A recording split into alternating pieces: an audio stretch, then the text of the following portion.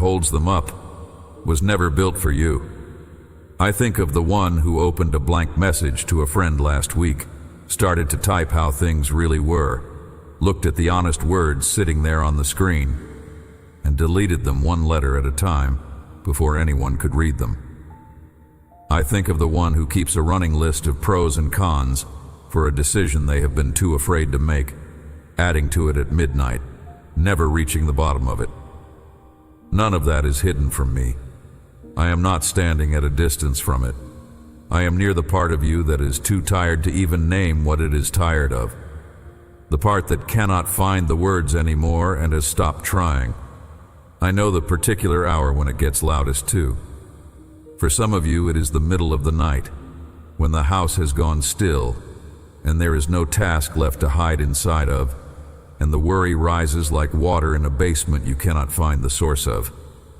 For some of you, it is the moment right before you walk back into a room full of people who need you to seem fine. You square your shoulders in the hallway. You arrange your face. You decide to keep treading because the people you love are watching the surface, and the surface has to look calm. I see the cost of that. I see how much strength it takes to look like you are not struggling. I am not asking you to keep that performance up with me. With me, you can let the surface break. And let me tell you something about all that effort you have been pouring out. It was not wasted, and it was not foolish. You have been faithful in a hard place. You have kept showing up, kept providing, kept loving people who did not always notice the weight of it. The problem was never that you cared too little or tried too little. The problem is that you were taught to do it alone, with your own two arms against the whole river, and no one ever told you the river was on your side. But listen carefully, because this is where fear has been lying to you. Notice with me how the prayer has changed. It used to be long. It used to have words, real ones, the kind you meant. Now some days it is only a breath you push out toward the ceiling, a single sigh that you are not even sure counts. It counts. I have heard every one of them. The sigh you think is too small to be a prayer is the prayer I lean closest to hear. I do not need the eloquence. I never did. I need the heart, and the heart is in the sigh. And I know where this began. The picture of me you have been carrying was painted for you, slowly, over years, by hands that may have meant well, and by hands that did not. You were handed a version of me who stands on the far bank, arms folded, watching to see whether you will make it across on your own strength. A God who waits to be impressed. A God who keeps a careful ledger of how hard you are trying and how often you fall short of it. The loudest voice in your beginning told you that love had to be earned, and you quietly decided, I must be the same. You have been swimming toward a God who you assumed was checking your form. I want you to know, with everything in me, that is not who I am. I have never once been the one standing dry on the other side, measuring your strokes, frowning at your speed. I have never folded my arms at your struggle. The arms you imagined, crossed in judgment, have been open the whole time, reaching down into the water you are in. Open both of your hands where they are resting, and turn the palms up toward the ceiling. You do not have to make them do anything. You do not have to feel a certain way for it to mean something. Just let them open, the way a hand opens when it finally lets go of a rope it has been gripping too long, the rope going raw across the palm. That small motion is its own kind of honesty. It tells the truth your mouth has been too tired to say. It says, I cannot hold all of this, and that confession is not weakness. In my kingdom, it is the doorway. So here is the lie I want to break with you now, gently, because it has been loud and it has not been kind. You came to believe that the moving water in your life was working against you, that every change, every loss, every season that swept something away from you was proof that the river of your life had turned hostile. So you learned to fight it, to swim upstream, to square your shoulders against the flow and push and push and push. You exhausted yourself against something you could never outmuscle, and when you got tired, you read the tiredness as failure.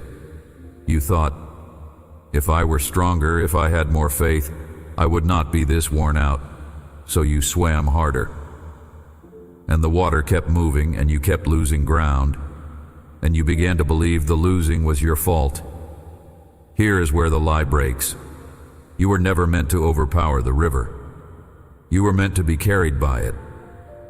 The version of me you inherited would have you believe that the whole point of faith is to fight the water harder, to grit your teeth and force the flow to bend to your timing, to bargain and strain until it finally goes the direction you demanded. That is not faith. That is fear wearing faith's clothing. Faith is what happens when you finally stop thrashing and let the water hold you up. When you trust that the one who set the river in motion set it in motion toward your good. It was never an accident you have to survive. It was a direction I chose with you in mind. Think about what a swimmer learns when they are going under. As long as they fight, as long as they flail and grasp and try to climb out of the water using the water itself, they sink. The very moment they stop fighting, lean back, and trust the water to hold them, the surface lifts them up. The thing that felt like death becomes the thing that bears their weight. Nothing about the water changed. What changed was the swimmer stopped treating it as an enemy. That is what I'm asking of your heart. Not more effort, a different posture. Stop climbing out, lean back, let it hold you. Now let my words steady the part of you that has been bracing. There is something here that is harder to believe, so I will say it plainly. The current has not only been holding you, it has been guarding your heart while it carries you. Where this water begins in me, the source of it is tenderness. I do not move you the way a flood moves debris, tossing it wherever the chaos sends it. I move you the way a hand cups water to keep it from spilling. There is care in the carrying. In my affection, I keep your heart the way a riverbed keeps the river, holding its shape, giving it somewhere to run, but never gripping so tightly that it stops flowing, never letting it scatter and dry out on the rocks. You have felt the moving and called it loss. What it has actually been is keeping. I have been guarding the most fragile part of you even in the seasons when you could not feel my hand at all.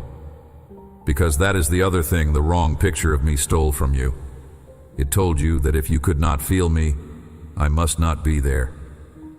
But the riverbed does not stop holding the river on the days the swimmer cannot see it. The carrying does not pause when your feelings go numb.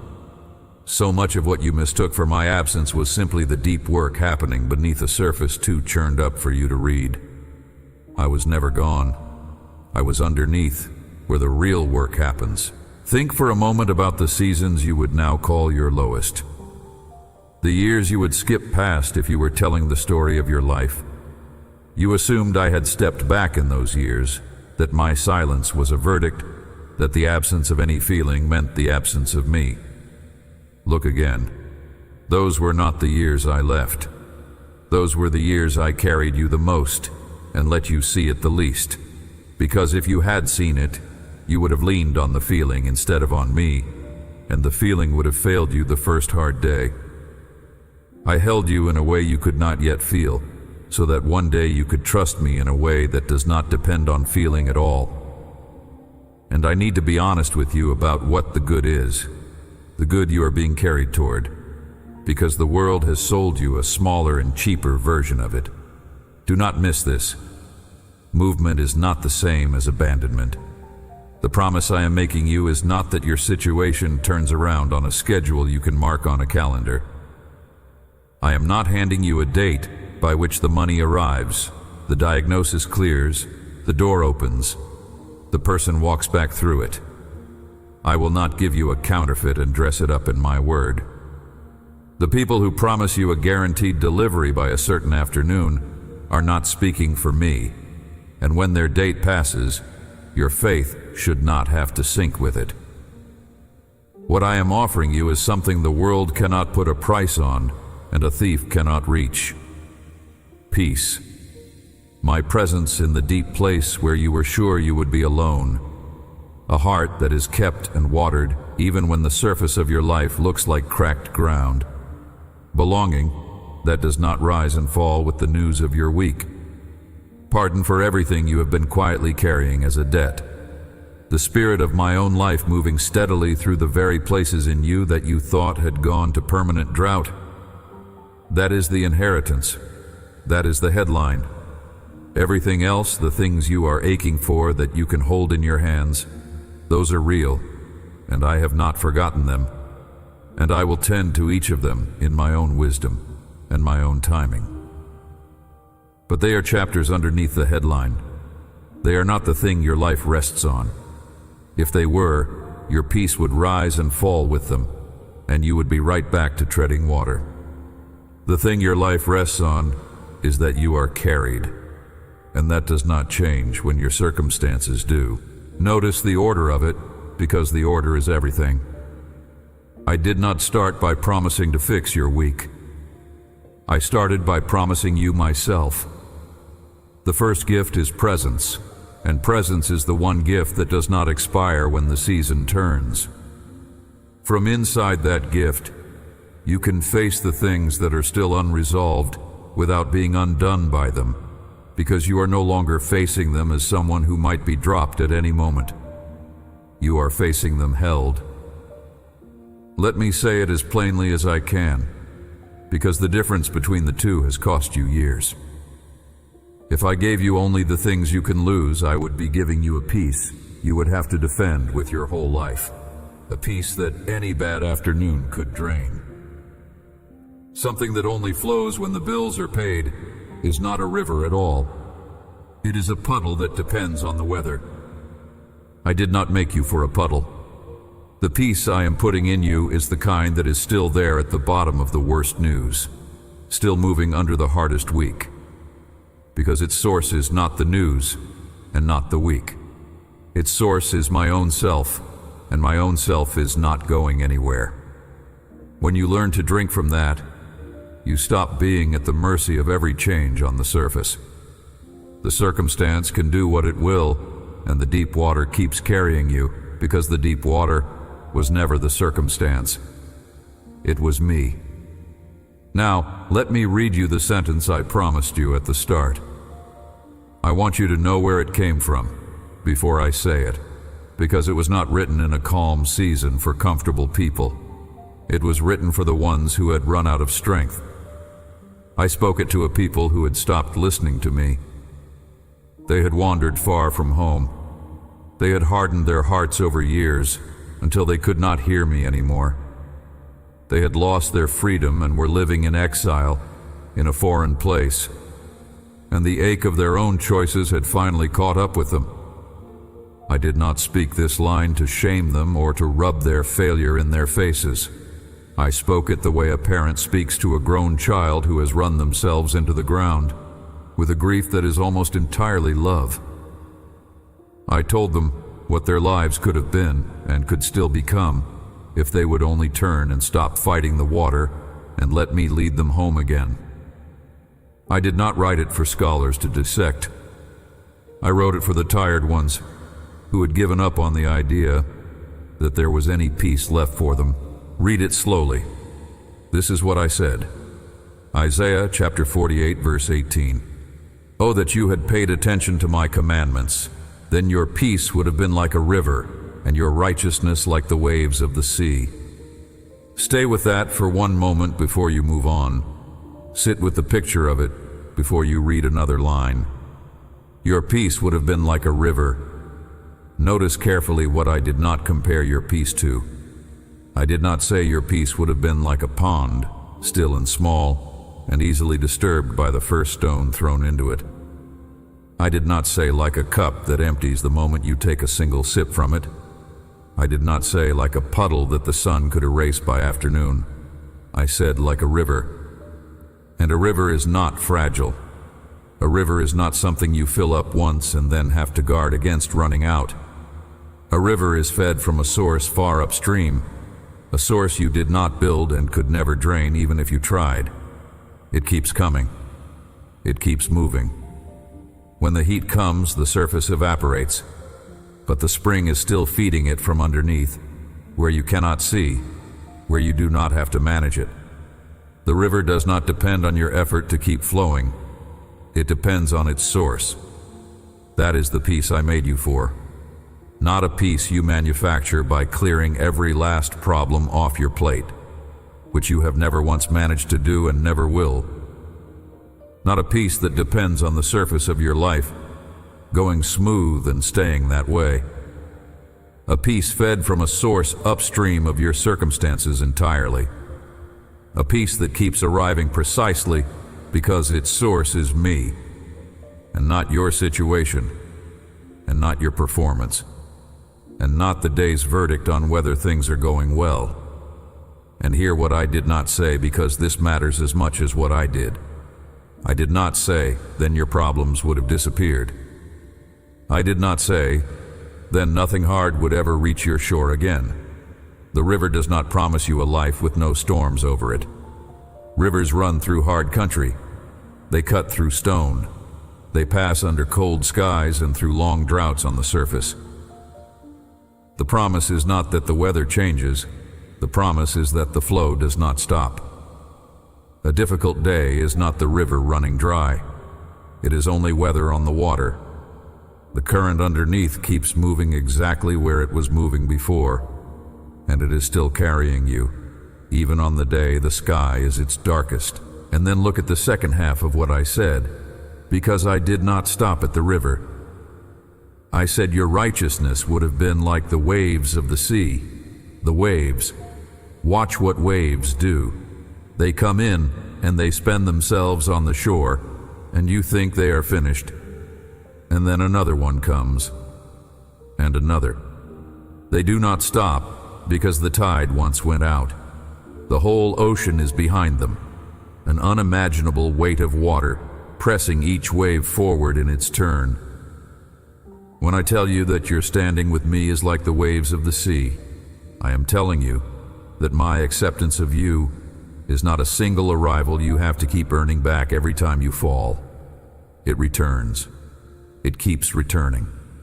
Even after the worst season of your life pulled the water back so far that you stood on the bare sand and thought it was gone for good, it returns. Because the whole sea is behind it, and the whole sea is my love, and my love has no shoreline where it stops. Think about how differently you have been living. You have been treating your standing with me like a single high tide you reached once, and have been losing ground from ever since, as though every failure pulls the water a little further out, and one day there will be nothing left but bare sand. That is exhausting, and it is not true. Your acceptance was never a level you have to defend. It is a tide governed by the moon and not by your performance, coming in on its own appointed rhythm, on the good days and the failing days alike. You do not summon the next wave. You could not stop it if you tried. It is already on its way to you, carried by the whole weight of an ocean you did not fill and cannot empty. There is one more thing in this verse I do not want you to miss, because it is the most tender part of all. I began that sentence with a sigh of my own. Oh, that you had. It is the sound a parent makes, not a judge. It is longing, not condemnation. I was not standing over those exiles with a list of charges. I was aching over what they had missed, the way you would ache watching someone you love refuse the very thing that would heal them. That is the voice this whole message is spoken in. Not the voice that scolds you for treading water, the voice that aches to see you finally lean back and be held. When I look at your striving, I do not feel anger. I feel that same oh that you would stop fighting and let me carry you the rest of the way. Now look back at what I told you at the very beginning of this message. I said your heart keeps reading the moving water as a threat, instead of as a hand. Here is the answer to why. You were taught, somewhere back at the start, that peace was a thing you had to hold on to with white knuckles against a world forever trying to take it from you.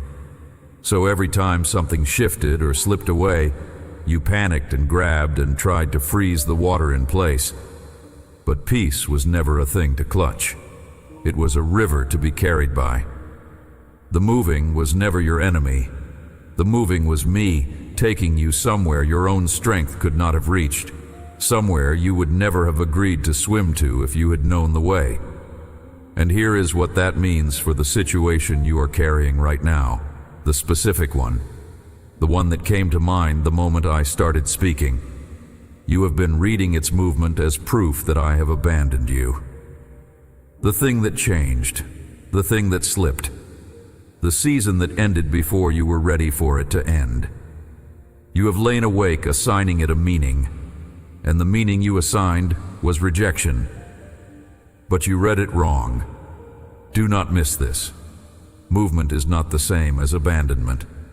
The same current that took something away is the current that is carrying you towards something your hands could not have built. I am not asking you to be glad about what the water took. I'm asking you to stop concluding, from the fact that it moved, that I stopped loving you. The movement was never the verdict. The keeping was the verdict, and the keeping has not stopped for a single second. And the reason you can trust the river at all, the reason this is not just a comforting picture, is the cross. The deepest water did not keep my son. He went down into the lowest place there is, the very place where you were most afraid you would drown alone, and death itself closed over him completely. And still he rose. So the deepest water in your story does not get the final word either. Sit with what that means for the very thing you are most afraid of.